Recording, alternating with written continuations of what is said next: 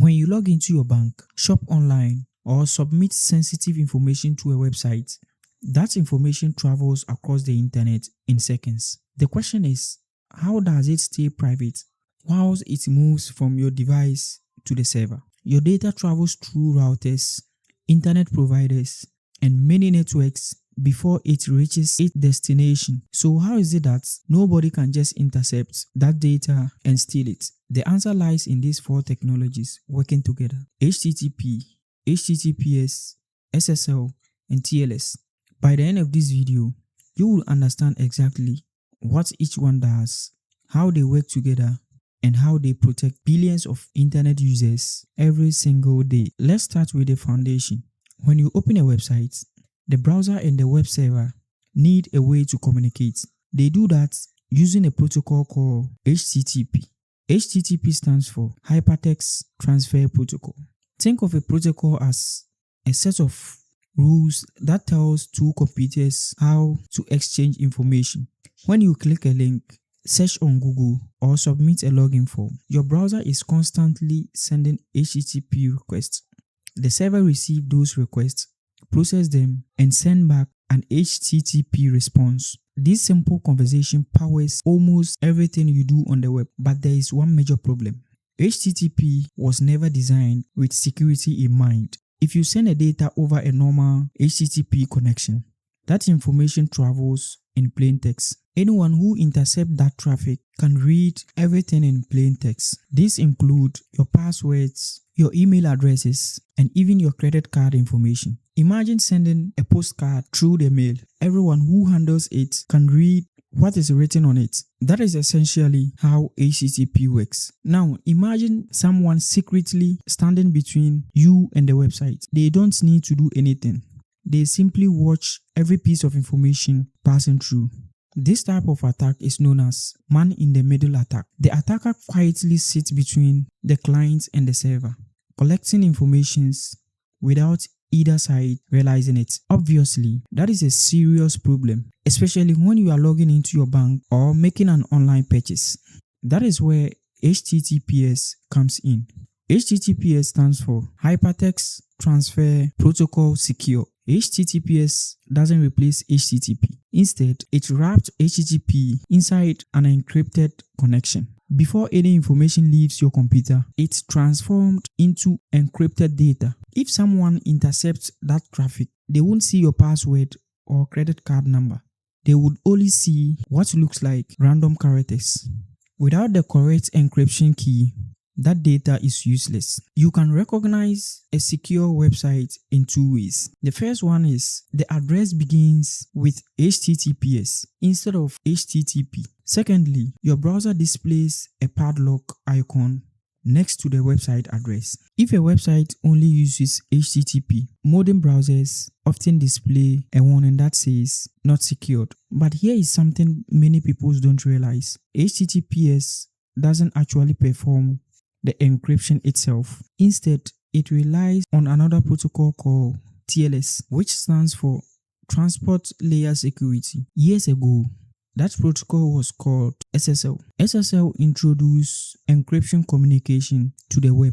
It was revolutionary at that time. However, security researchers eventually discovered weaknesses.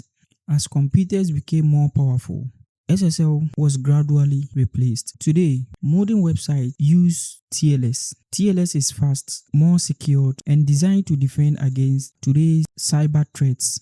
Even though the technology changed, people still use the old name, SSL certificate. In reality, almost every secure website today is using TLS.